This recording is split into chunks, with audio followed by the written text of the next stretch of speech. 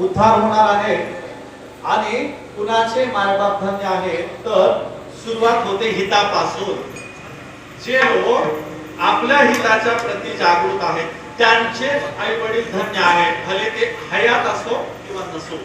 आणि म्हणून हयात असलेले काय आणि नसलेले काय, ज्यांच्या पिढ्यातले वारसदार मुलं मुली सगळे ज्यांच्या पिढ्यातले वारसदार कुटुंबाच्या प्रती घराच्या प्रती जागरूक असतात, ज्यांना आपलं हित अहित कळतं त्यांचेच माता पिता धन्य आहेत.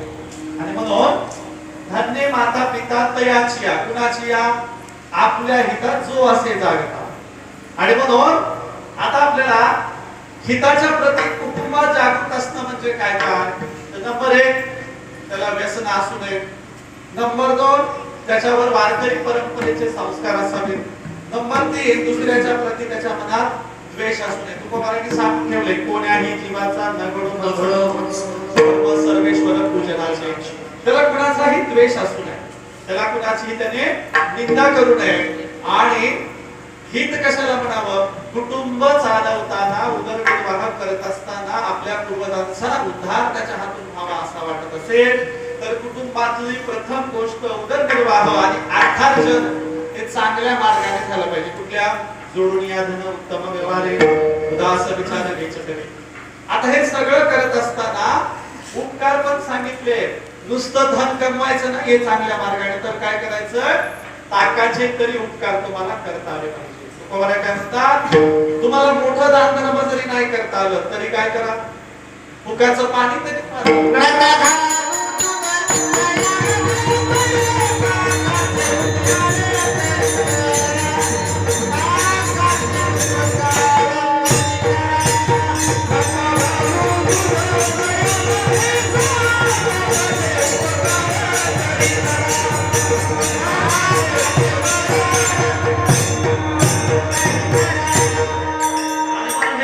कौटुंबिक हित, चांगल्या मार्गाने धन जोडायचंय, व्यसन करायची नाही, वाडवडिलांचा उद्धार व्हायचा असेल तर वारकरी परंपरेची नियमावली पाळायची आणि चांगल्या मार्गाने जे धन जोडतो त्यातलं थोडंसं इतरांनाही आपल्याला देता आलं पाहिजे, दान धर्म करता आला पाहिजे, फुकटचं पाणी तरी पाजता आलं पाहिजे किंवा ताक तरी वाटता आलं पाहिजे.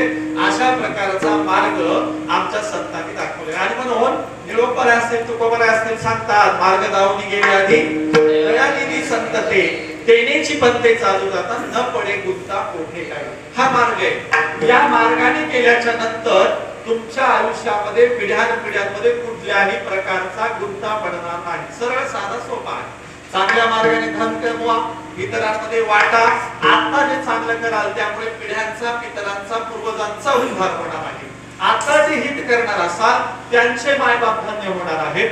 पुढच्या पिढीने चांगलं केलं तर मागच्या पिढीचं संचित आणि त्यांना मोक्ष मिळणार आहे. अशा प्रकारचा मार्ग आहे. म्हणजे काय, आमच्या नामदेवांनी उभा केलेली संत परंपरा तुकोबारायांनी चालवल्यामुळे नामदेवांचा उद्धार झाला.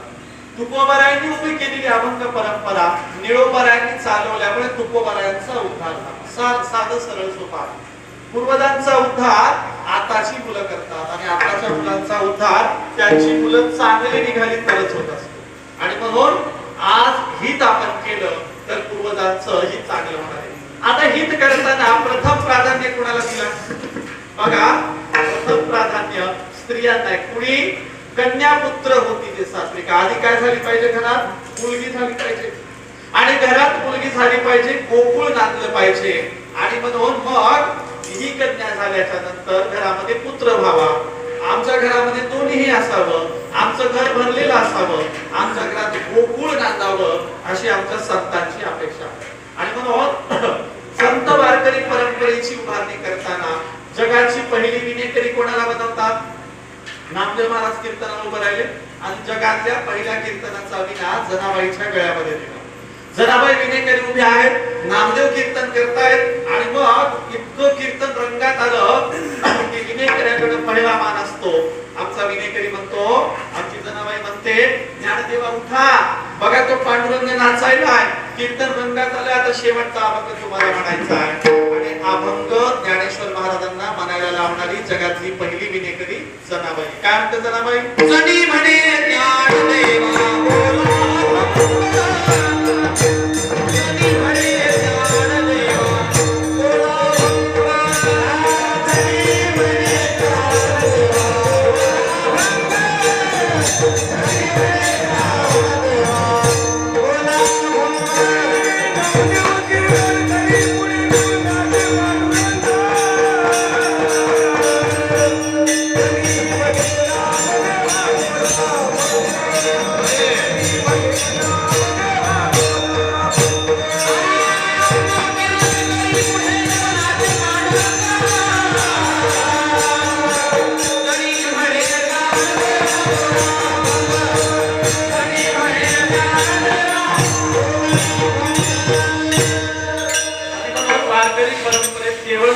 नाही तर उमेच्या सांगण्यावरून आदिनाथाने हे बीज प्रकट केलेलं आहे असं आमच्या अभंगात सांगितलं. काय? आदिनाथ उमा बीज प्रकटले. बघा महिलांचं स्थान वारकरी परंपरेत काय आहे? बरोबरीचं आहे, समान आहे, इक्वेलिटी आहे. किती अभंग द्यायचे तुम्हाला? यारे यारे लहान पोरं याती भलत्या नारी नर, अगोदर नारी आणि मग नर. आणि मग हे तर बरोबरी आहे, इथं समानता आहे, इथं कुणीही लहान नाही, कुठलाही भेदभाव नाही. पंढरीच्या लोका नाही अभिमान, पाया पडतीच्या एकमेका किंवा सकळांशी येथे आहे अधिकार. पाय नारी नराही कोणी वेशाही, पाय नारी नराही कोणी वेशाही, पाय नारी नराही कोणी वेशाही,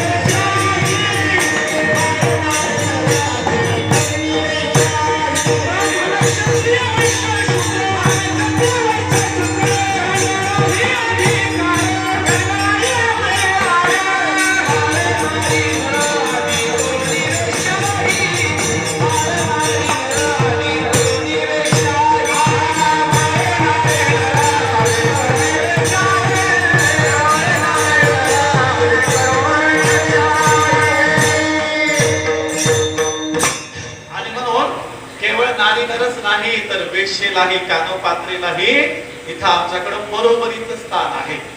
आणि म्हणून आता हे म्हणून संप्रदायातलं स्थान कुटुंबात स्त्रियांना कसं स्थान आहे तर आमच्या वारकरी परंपरेमध्ये आमच्या वारकऱ्यांच्या पुरुषांच्या बरोबरीला सुद्धा स्त्रिया कीर्तन ऐकायला बसू शकतात, अखंड हरिनाम सप्ताह घेऊ शकतात, स्त्रिया विनेकरी असतात. बऱ्याच गावांना स्त्रियांचा सप्ताह असतो की नाही? त्यामुळे आमच्या वारकरी परंपरेत स्त्रियांना सप्ताह घेण्याचे अधिकार आहेत, विनेकरी होण्याचे अधिकार आहेत. अहो एवढंच काय, तुमच्या वैदिकांच्या परंपरेत, तुमच्या ब्राह्मणी धर्मामध्ये, तुमच्या संस्कृतचं अतिरेकी महत्व वाढवणाऱ्या परंपरेमध्ये विधवा स्त्रियांना काही स्थान आहे का? वैदिक परंपरेत ब्राह्मणांच्या लग्न समारंभात विधवा स्त्रीला बसू देतात का? ब्राह्मणांच्या कुठल्याही प्रकारच्या धार्मिक कार्यात विधवा स्त्रीला बसू देतात का? ते अशुभ मानतात. पण आमच्या वारकरी परंपरेत विधवा स्त्रीला बसू देण्याचं सोडा, तिला आमीर लावण्याचा अधिकार आहे आणि तिला विनेकरी होण्याचा सुद्धा अधिकार आहे. वारकरी परंपरेत विधवा स्त्रिया आमीर लावतात की नाही? आहेत. आमच्याकडं सगळ्यांना बरोबरीचे अधिकार आहे. आणि म्हणून आमच्या कुटुंबातल्या स्त्रियांच्या पासून वेश्या असणाऱ्या कानोपात्रेपर्यंत, तिची आई वेश्या होती, त्या वेश्येच्या मुलीपर्यंत किंवा दासी जणीपर्यंत आमच्याकडे सगळ्यांना अधिकार आहेत. आम्ही समान आहोत इतकं चांगलं हित जोपासणारा आमचा हा वारकरी धर्म आहे.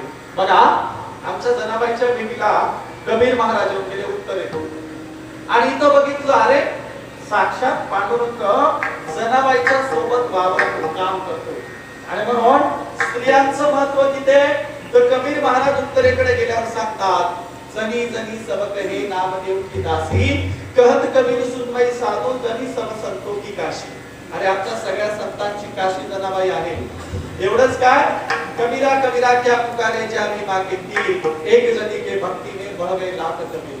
आणि आमच्या जनीच्या भक्तीत हजारो कबीर विराजमान आहेत. आमची जनी सगळ्या संतांची काशी आहे अशा प्रकारचं कबीरांनी लिहून ठेवलेलं आहे. आणि म्हणून कबीरच सांगतात जनाबाई आमची काशी आहे तर स्त्रियांचं महत्व केवढं आहे. विठाला विठाला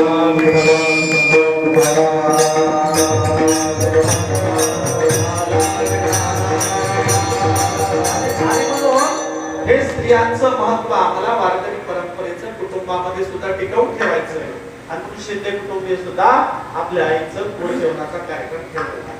बघा म्हणून तुकोबारायांनी आपण त्याच्या दुसऱ्या चरणात सांगितले कुळी कन्या पुत्र होती कन्या पुत्र होती देशाची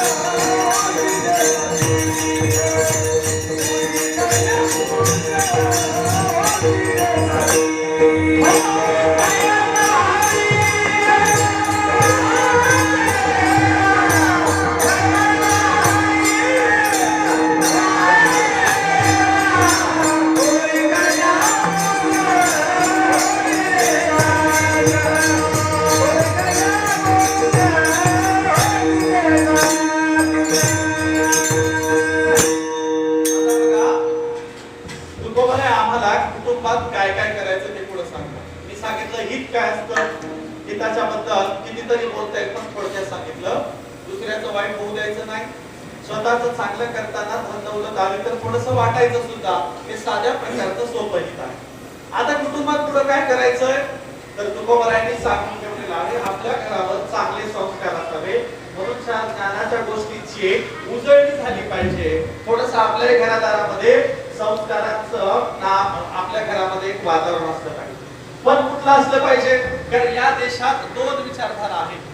एक आहे लुटायची वैदिकांची परंपरा आहे आम्हालाच द्या दान धर्म द्या तरच भलं होईल. पण दुसरी आमच्या संतांनी सांगितलेली सोपी परंपरा आहे. तुकोबारायांनी सांगितलं नित्य अवघडत जायचं नाही. मी सांगतो त्या सोप्या परंपरेचं कुटुंबामध्ये पालन करायचं सगळ्यांचं भलं होईल. आणि त्यांची परंपरा काय आहे बघूया. त्यांची यज्ञ संस्कृती आहे. यज्ञ संस्कृतीचा अतिरेकी स्तोम माजवलेला आहे आणि यज्ञ संस्कृतीमधून सगळं सगळं दान धर्म ब्राह्मणांना द्या याच्या पलीकडे त्यांचा काही धर्म नाही. तुकोबारायांनी हे सगळं नाकारलेलं आहे. बघा साधा प्रश्न आहे यज्ञाला बायको लागते की नाही. बिना बायकोचं यज्ञाला बसता येतं का नाही बसता येत. रामाला सुद्धा सीता नसताना सीतेचा पुतळा करावा लागला सोन्याची मूर्ती करावी लागली आणि मग यज्ञाला बसावं लागलं.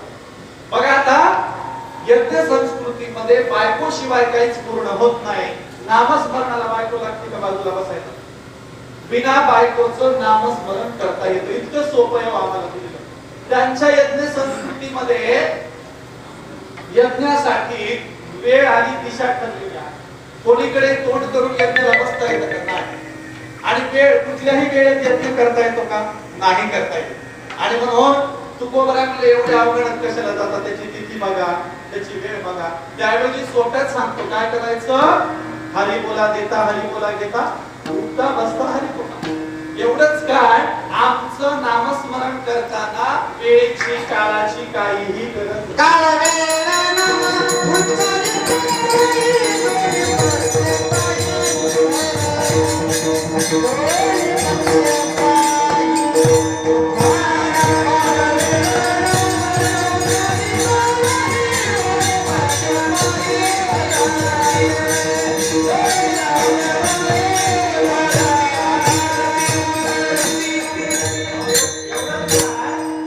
तुम्हाला जर वेळच नसेल, भगवंताचं नामस्मरण करायला वेळच नसेल, शेताला जायचंय, तातडीची गरज आहे आणि निघाला तुम्ही, डोक्यावर टोपलंय, पायामध्ये चप्पल घातलेले आहेत, परंतु आज सकाळी भगवंताचं नाव घ्यायला वेळ मिळाला नाही, काहीच नाही. काय करायचं, देवाची द्वारी उभा क्षणभरी. तुम्ही मंदिराकडून चाललात, चपलामधून अर्धेच पाय काढा, चपलातून अर्धेच पाय काढा, डोक्यावर टोपले, डोक्याला हात लागले, फक्त त्या दृष्टीने देवाकडं क्षणभर बघा. क्षणभर तुमच्या पिढ्यानपिढ्यांचा कुळानपिढीचा उद्धार होतो असं आपलं संत सांगतात. आम्हाला फार काही कर्मकांड करत बसायची गरज नाही, यज्ञ याग करायची गरज नाही, थोतांड करायची गरज नाही. तुकोबारांनी निक्षून सांगितलंय, पंढरीची वारी आहे माझ्या घरी, अनेक न करी तीर्थव्रत. तुम्हाला इतर तीर्थक्षेत्र करायची काही गरज नाही. नामदेवानी तर सांगून ठेवले, सगळे तीर्थक्षेत्र बघून आलो, आमच्या पंढरपूरची बरोबरी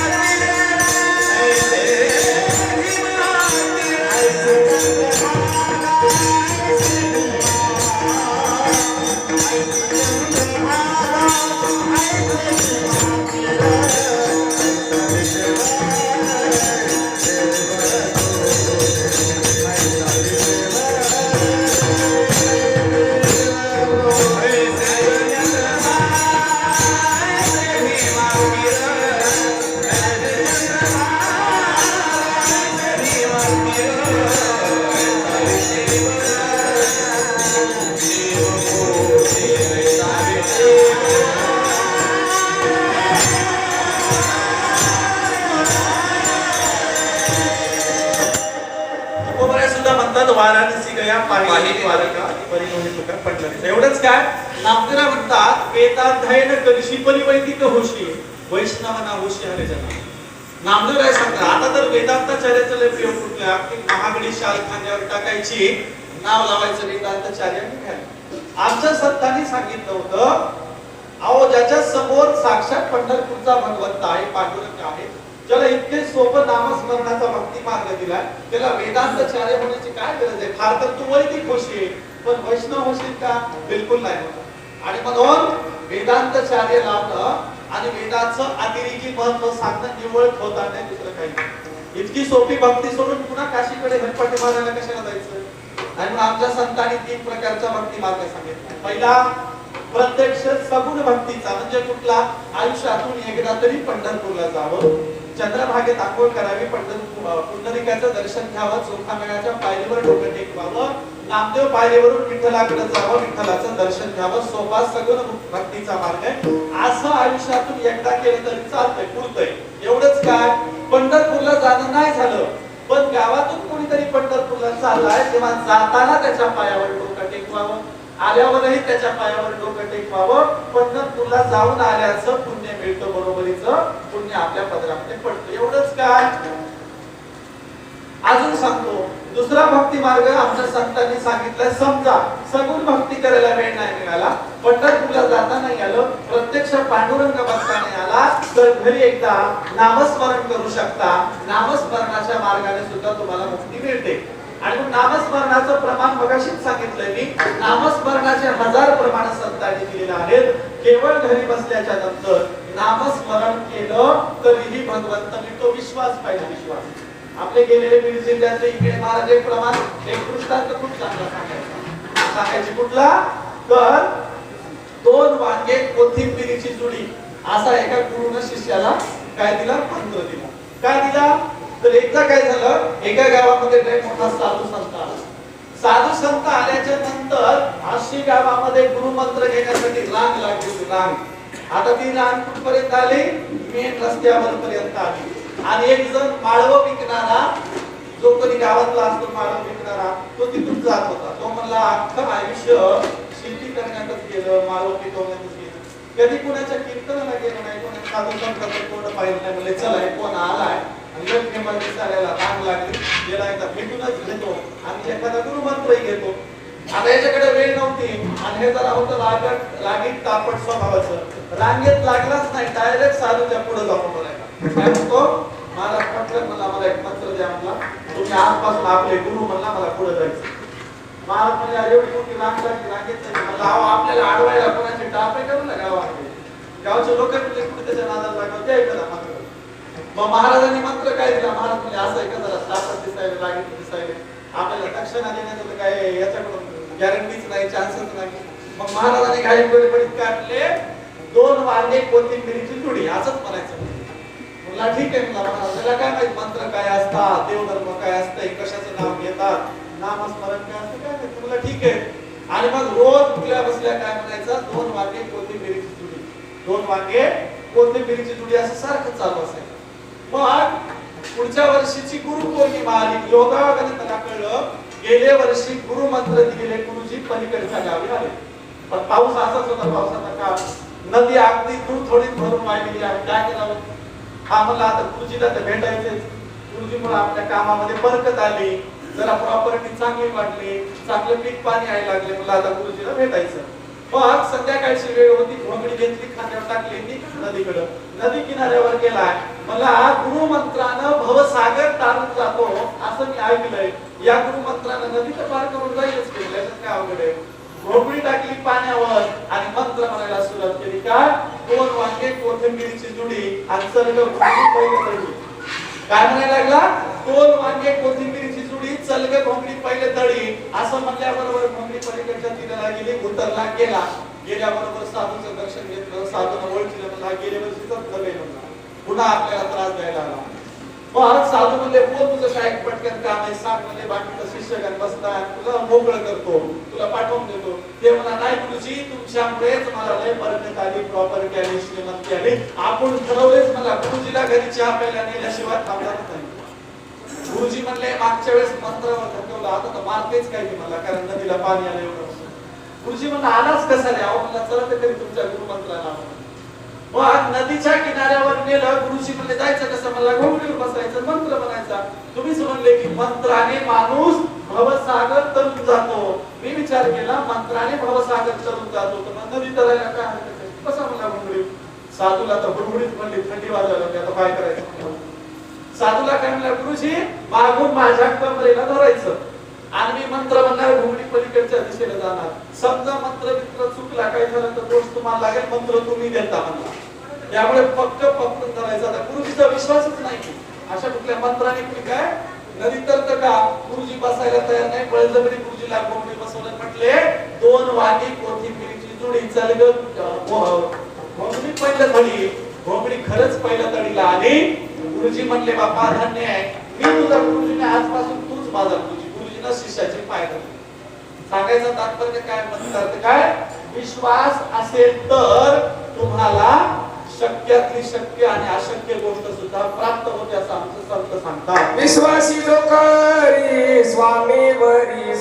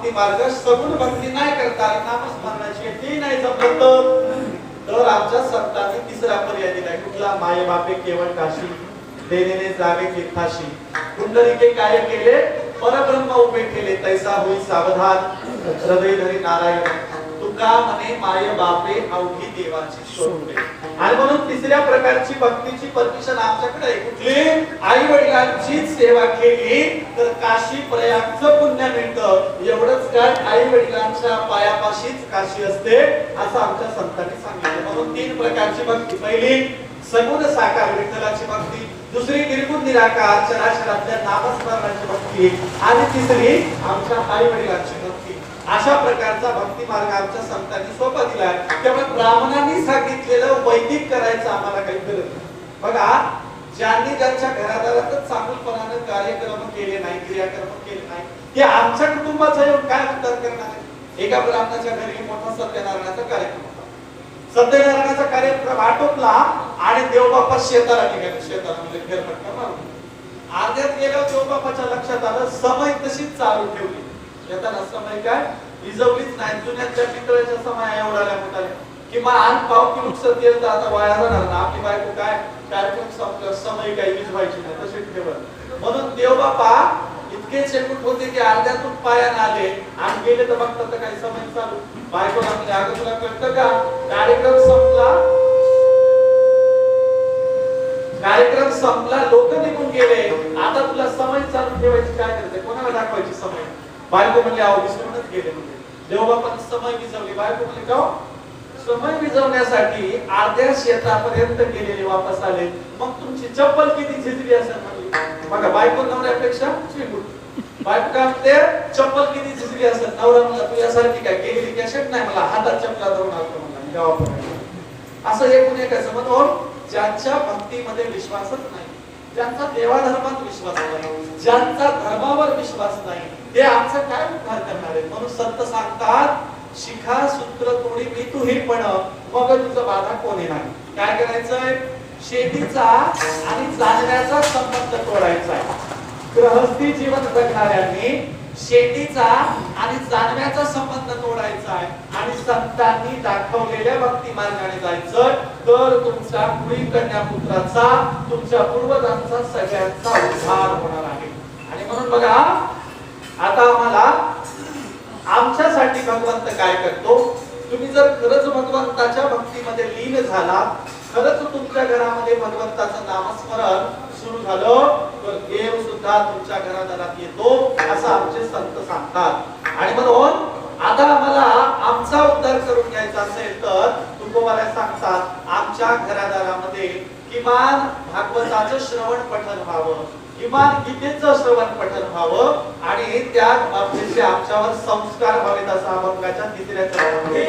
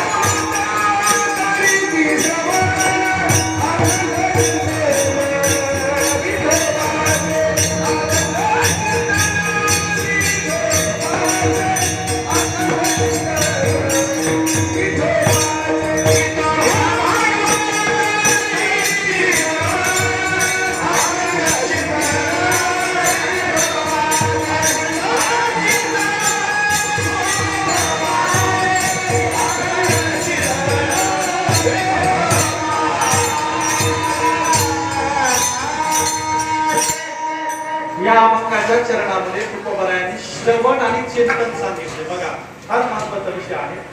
तुम्हाला काय करायचंय?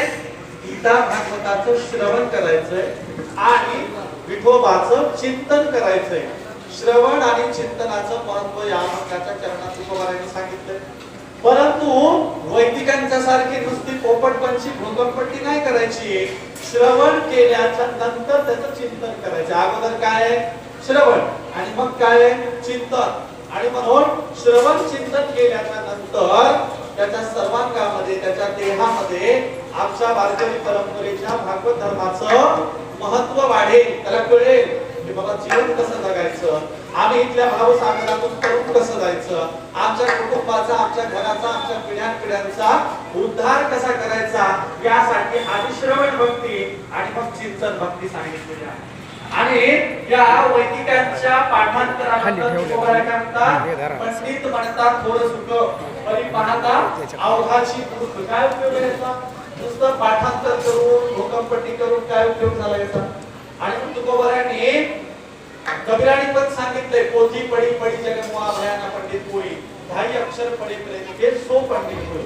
आणि म्हणून ज्यांनी भगवंताचं चिंतनच केलं नाही, ज्यांना आमच्या विठ्ठलाच्या प्रती आदरच नाही, त्यांनी कितीही पोथ्या पाठ केल्या, कितीही वेदाध्ययन केलं तरीही काही उपयोगाचं नाही. त्याच्यासाठी गीता भागवताचं श्रवण करावं लागेल आणि विठ्ठल नामाचं चिंतन करावं लागेल, मनन करावं लागेल, तरच आमचा उद्धार होणार आहे. बघा आता जो चिंतन मनन करतो त्याचा तो उद्धार होतो. बाजूचा कसा होतो बघा. चोखोबरायांच्या घरामध्ये चोखोबरायांची बायको आणि चोखोबरायांचं उदाहरण. चोखोबराय चलता फिरता उठता बसता भगवंताचं नाव घ्यायचे, विठ्ठलाचं नाव घ्यायचे, विठ्ठलाच्या नामाचं चिंतन करत बसायचे. आणि म्हणून या चोखोबरायांच्या भक्तीमुळे सोयराबाईचा सुद्धा कसा उद्धार झाला बघा. एकदा काय झालं, पंढरपूरच्या विठ्ठल मंदिरामध्ये आमची रुक्मिणी कुठतरी बाहेर फिरायला गेली. भगवंतानी बघितलं तर चोखोबरायांच्या घरी चोखोबराय काय म्हणतात, अगं सोयरा पंढरवाडी जवळ आली बघ. आणि गावातले काही 4-5 भजनी पंढरपूरला चालले. मी बी जातो की पंढरवाडीच्या एकादशीला, 15 दिवसाच्या एकादशीला दर्शनाला विठ्ठलाच्या. सोयराबाई म्हणाले, आहे बघा माझं बाळांपण जवळ आलंय, मी कधीही बाळांतीन होऊ शकते. तुम्हाला शोभतं का तुम्ही निघालात त्या वारीला, त्या पंढरपूरला, त्या विठ्ठलाच्या दर्शनाला? अहो किमान बाळांपणाचे दिवस तरी बघा. चोखोबराय म्हणाले, हे बघ मला काही घरचं घरगुती संसारिक सांगू नको, मी काय रिकामा नाही.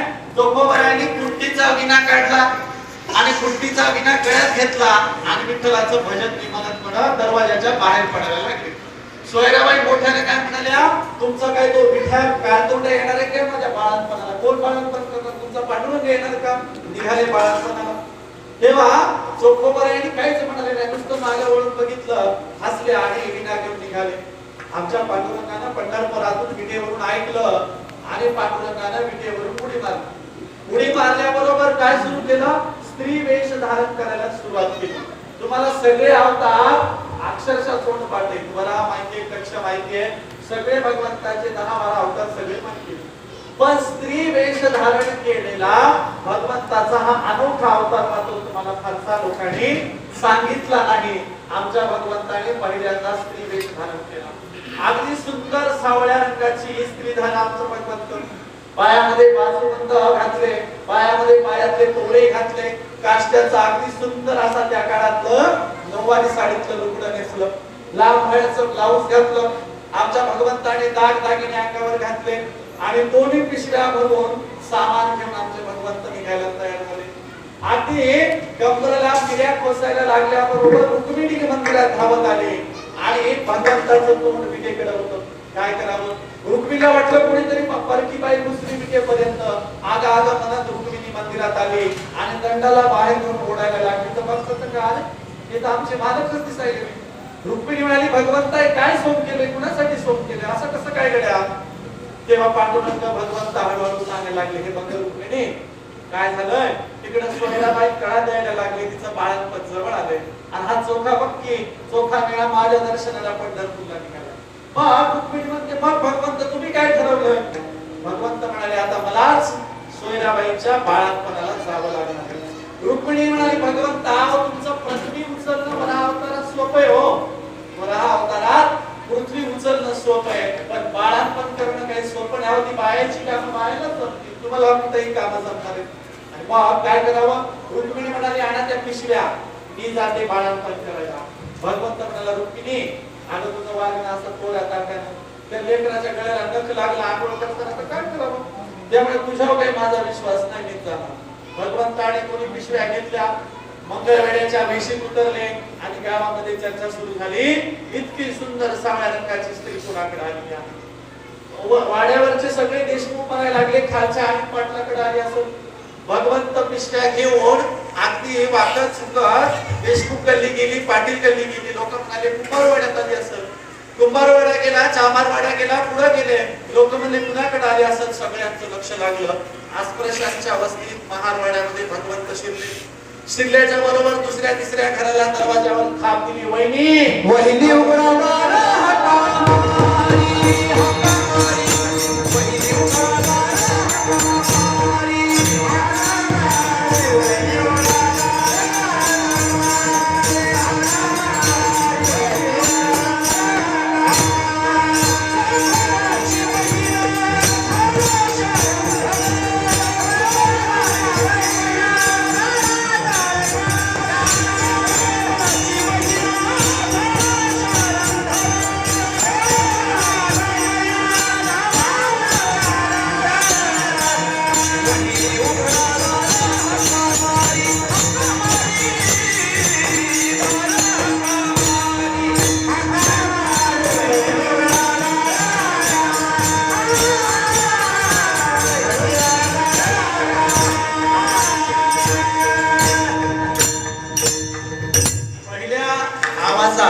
ऐकून दरवाजा उघडील ती सोयराबाई कशी.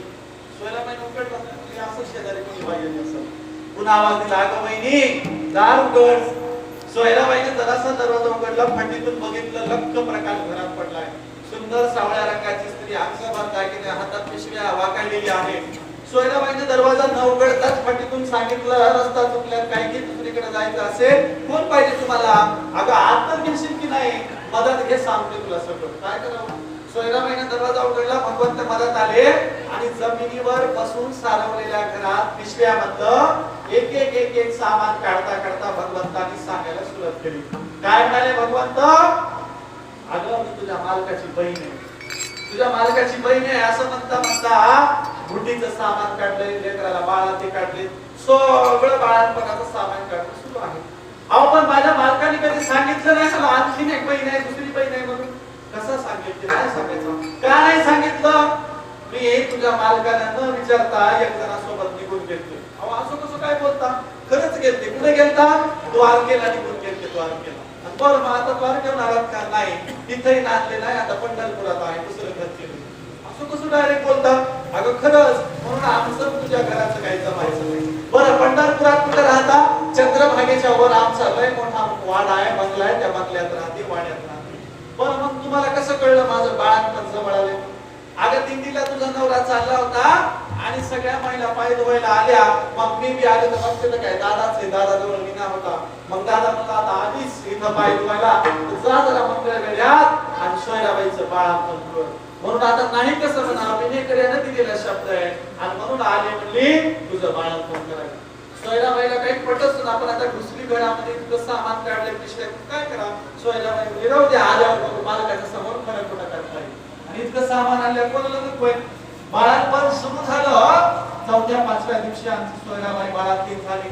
विठ्ठला विठ्ठला म्हणत पंका जन्माला आले. पंका जन्माला आल्याबरोबर पंकाच्या तोंडून पांडुरंगाचा जयघोष सुरू झाला. याची माय पांडुरंग म्हणत नव्हती, पण बाप घराण्यामध्ये विठ्ठलाचं नाव घेत होता. म्हणून तुकोबारायांनी सांगितलं गीता भागवत करीती श्रवण अखंड चिंतन विठोबाचे. श्रवण केल्याचा परिणाम पंका जन्माला आला आणि काय सुरू केलं? विठाला विठाला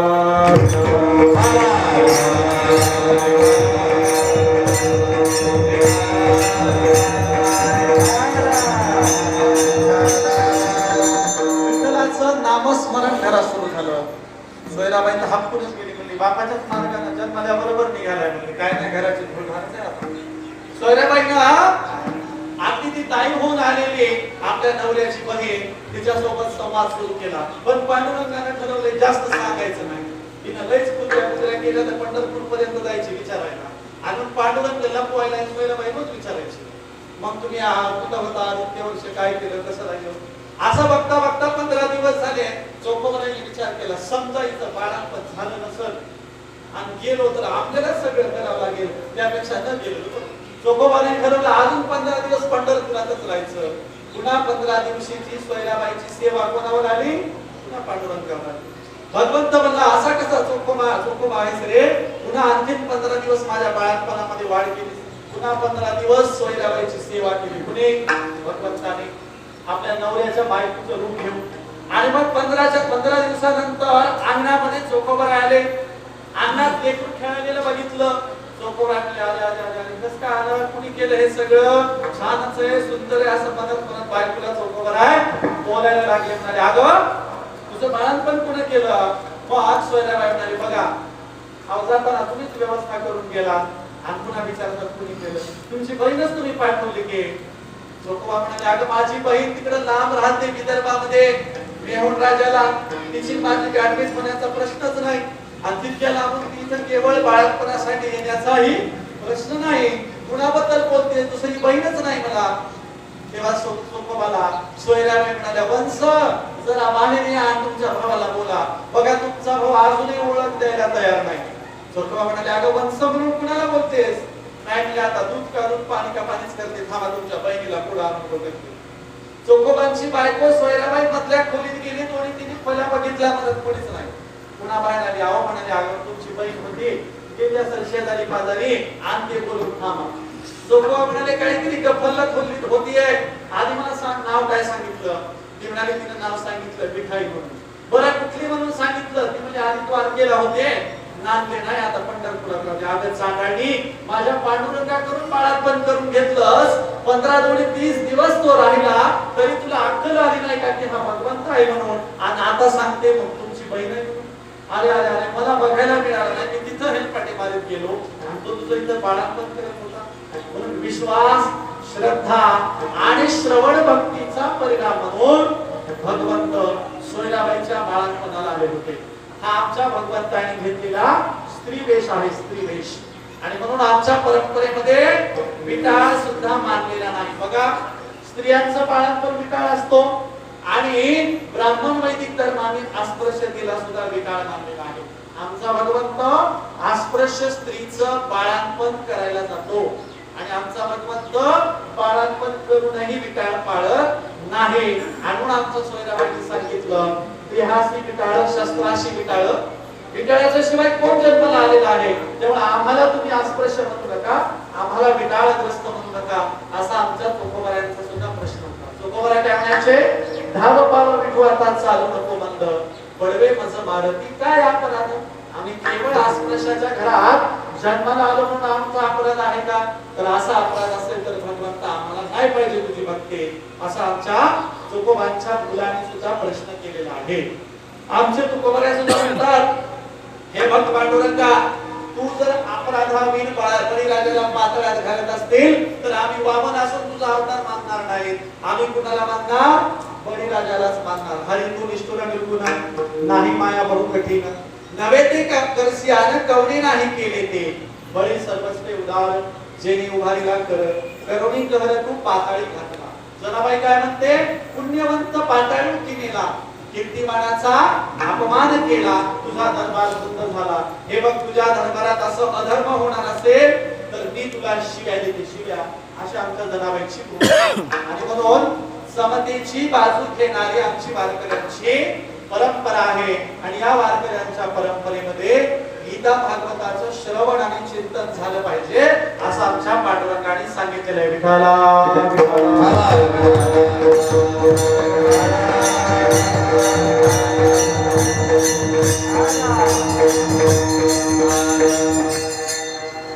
श्रवण भक्तीचे कितीतरी उदाहरण देता येतील. श्रवण भक्तीचे किंवा भक्ती करत असताना चुकीचा मंत्र म्हटला तरीही तुमचा उद्धार होतो. मागाशी मी कोथिंबिरीच्या जोडीचं आणि 2 वांग्याचं उदाहरण दिलंच आहे.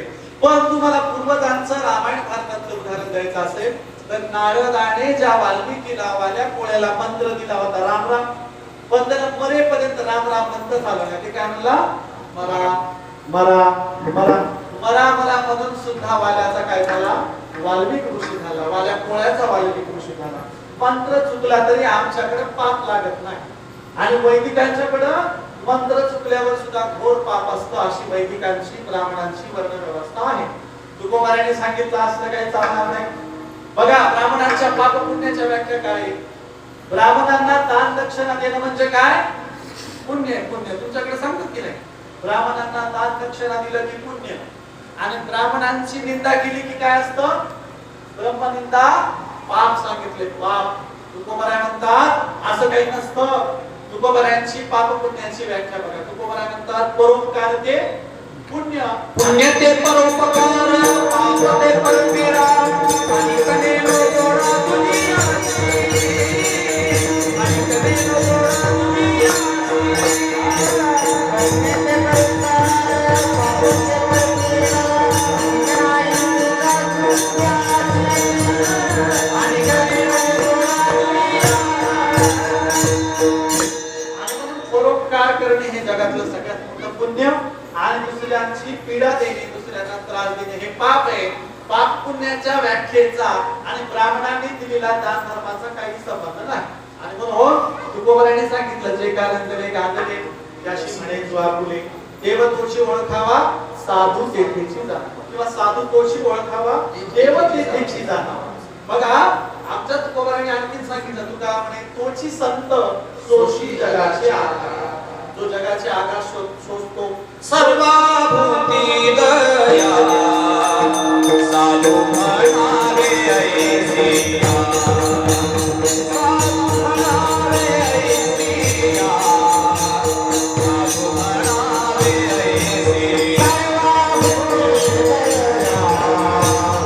साधू म्हणावे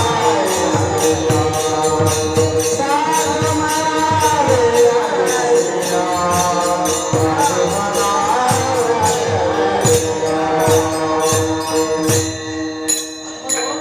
आमची परंपरा, आमची संस्कृती खूप वेगळी आहे. आम्ही दुसऱ्यांच्या प्रती पहिल्यांदा विचार करतो, दुसऱ्यांच्या भल्याचा आम्ही विचार करतो. आणि म्हणून आम्ही सगळ्यांचं भलं करणाऱ्या परंपरेचे लोक आहोत. आमच्याकडे आम्ही सगळ्यांना एका पदराखाली सामावून घेणारे लोक आहोत.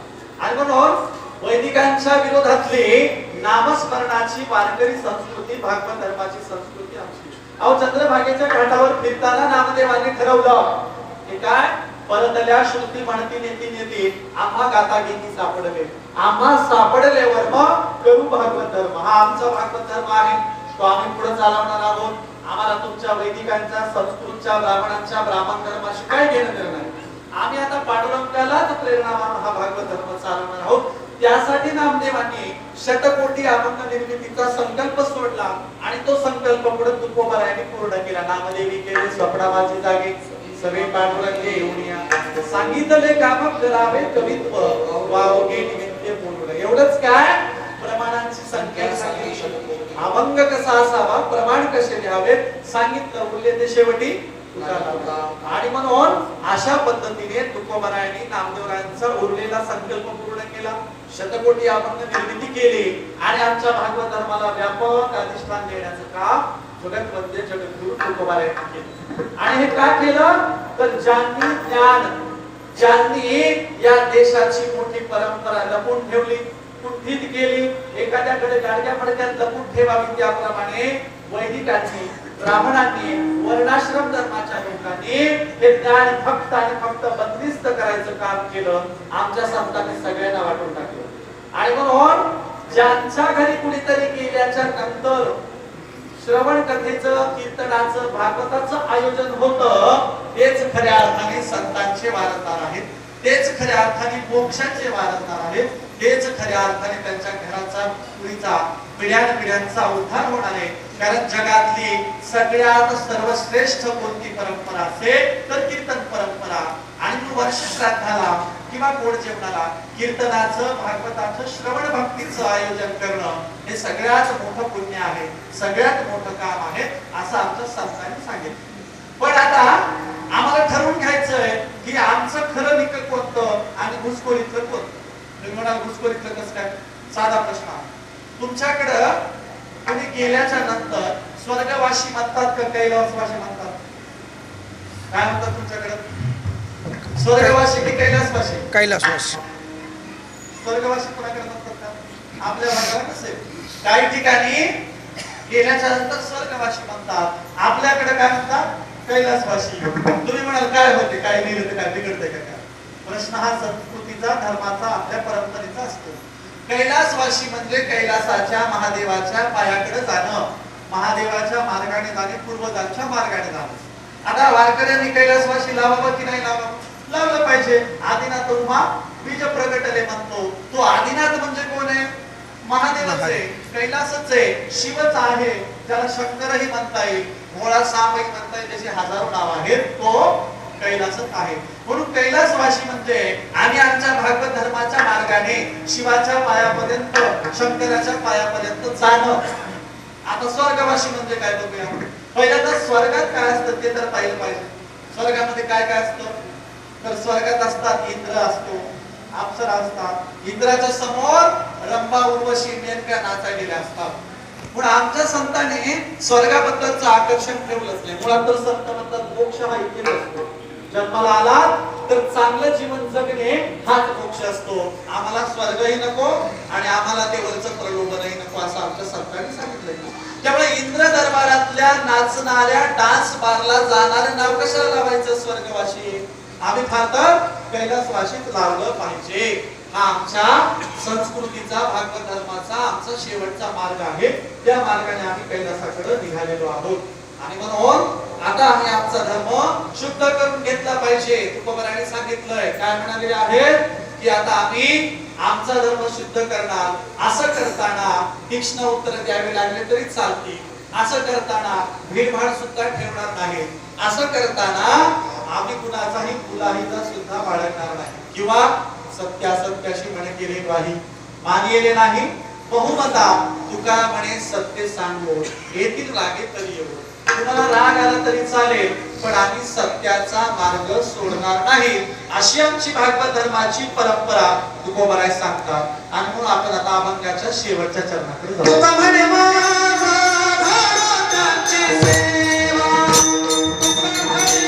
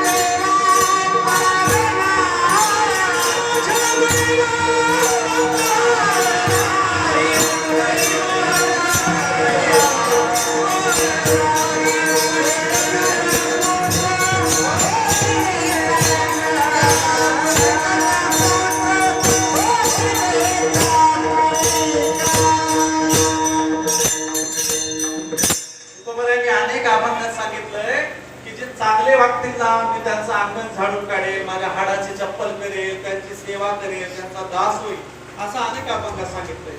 इथे सुद्धा तुकोबाराय अभंगाचा समारोप करताना काय सांगतात? मला त्यांची सेवा करू दे. बरं कुणाची?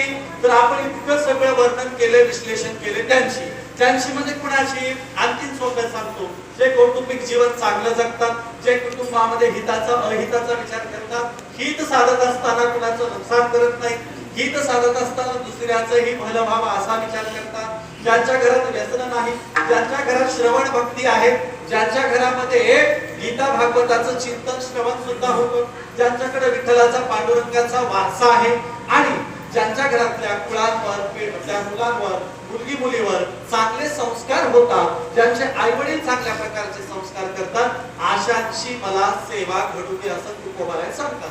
आणि म्हणून ही सेवा घडू दे असं तुकोबाराय का सांगतात? तुकोबाराय म्हणतात इकडून खाण्यापेक्षा इकडून खाल्लेलं काय वाईट आहे. कसं त्या पांडुरंगाच्या देवाची भक्ती करायला प्रत्यक्ष पांडुरंगाच्या अवतीभोवतीच राहण्याच्या ऐवजी पांडुरंगाचं संस्कार असणाऱ्या कुटुंबियांच्या सोबत राहिलं तरीही आपलं भलं होईल. अशा लोकांची सेवा जरी घडली, अशा लोकांच्या सोबत जरी राहायला मिळालं तर आपलं भलं होणार. आणि म्हणून बघा, नामदेवांच्या घरात झाड लोट करणाऱ्या जनीच सुद्धा नामदेवांच्या सोबत राहिल्यामुळे भलं झालेला. नाहीतर अनेकांच्या घरात दासी असतातच. दासी असणं म्हणजे काय, तर घरातलं घरकाम करणारी एखादी स्त्री, ज्याच्या घरात घरकाम करणाऱ्या स्त्रीचाही उद्धार होतो. त्यामुळे तुकोबराय सांगतात अशा लोकांची सेवा घडू दे, ज्यांच्या घरामध्ये इतकं चांगलं सात्विक वातावरण असतं, ज्यांच्या लोकांच्या घरामध्ये इतक्या चांगल्या पद्धतीचे संस्कार असतात, अशांची मला सेवा करू दे. आणि यामुळे माझ्या दैवाला काही पार राहणार नाही, मी खरंच कृतार्थ होईल, माझं मोठेपण मला मिळेल आणि खऱ्या अर्थानं मी सार्थक झाल्यासारखं होईल, असं तुकोबराय सांगतात. आणि म्हणून इतक्या सुंदर तुकोबरायांनी गृहस्थांच्यासाठी, गृहस्थी जीवन जगणाऱ्यांच्यासाठी अभंग लिहिलाय. तुकोबरायांचं सांगण्याच एवढं आहे की हे बघा, आज जन्माला आलेला आहात, उद्या मेल्याच्या नंतर तुमचं आमचं काही खरं नाही. आणि म्हणून आता आज इहलोकीमध्ये चांगलं क्रियाकर्म करा, चांगलं जीवन जगा, आणि मग या भवसागरातून तुम्ही गेल्याच्या नंतर तुमचं नाव जिवंत राहील. बघा तुकोबरायांनी का अभंग लिहिलाय. गुळ सांगोनी गोडी घ्यावी, मीठ सांगोनी चवी चाखावी, साखरेचा नवे उत्साह आम्हा कैसा गर्भवास, बीज भाजोनी केली नाही, जन्म मरण आम्हासी नाही. किंवा वैकुंठाशी मज नको धाडू हरी, किंवा स्वर्गीचे देव देही चिताती पाहे, मृत्यू लोकी व्हावा जन्मामुसा.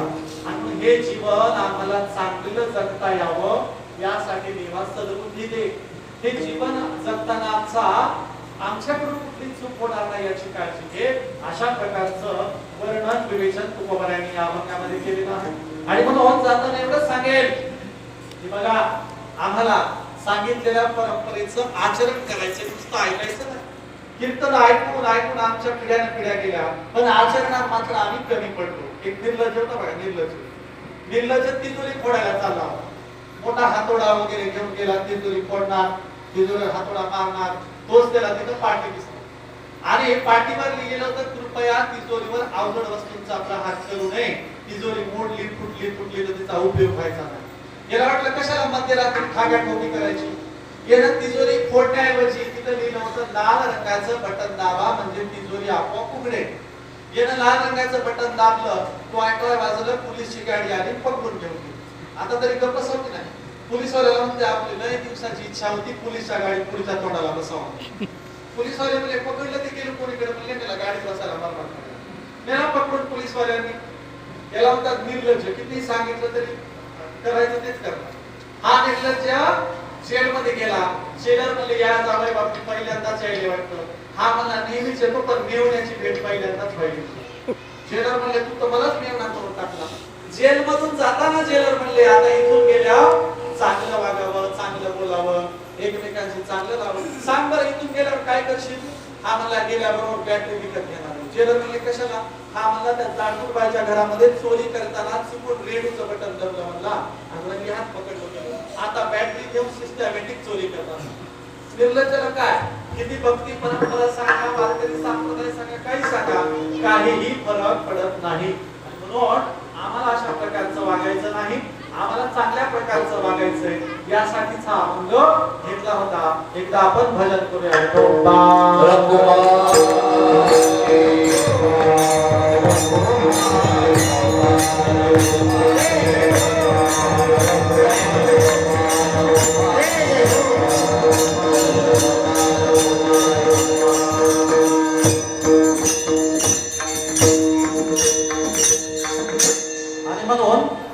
शिंदे कुटुंबियांनी ठेवलेला हा आजचा कार्यक्रम वारकरी परंपरेप्रमाणे आणि तुकोबरायांनी नामदेवांनी सांगितलेल्या संतांच्या प्रमाणे आपण या ठिकाणी आयोजित केला होता. आमच्या संतांनीच सांगितलेलं आहे, कलियुगामध्ये फार परेशान व्हायची गरज नाही, फार काही खर्च करायची गरज नाही, यज्ञ कर्मकांड करायची गरज नाही. फारच आमच्या संतांनी पिंडदानाबद्दल सांगून ठेवले की त्याच्यात एक जास्त काही तुम्हाला वेळ वाया घालवायची गरज नाही. साधं सोपं आपल्या घरातली कुणी व्यक्ती गेली तर तिच्या चरित्राचं आठवण करणाऱ्या श्रवण भक्तीचं आयोजन करा. साधू संतांचं त्यावेळेला नामस्मरण झालं पाहिजे, साधू संतांची कीर्ती निघाली पाहिजे. म्हणजे पांडुरंगाच्या विठ्ठलाच्या कीर्तीपासून सगळ्या संतांच्या चरित्रात्मक कीर्तीपर्यंत आणि आपल्या घरच्यांच्या आठवणीचं आयोजन करा, त्या आठवणी काढा आणि त्यांच्या चांगुलपणावर चर्चा करून त्यावर मार्गक्रमण करा. अशा प्रकारचं दिशा निर्देशन आपल्या संतांनी केलं होतं. त्याप्रमाणे ह्या संतांच्या विचारधारेला अनुसरून, संतांच्या मार्गदर्शनाला अनुसरून आपली आजची ही सेवा होते. आपण या ठिकाणी सेवेला पूर्ण विराम देऊया आणि या ठिकाणी सगळ्यांना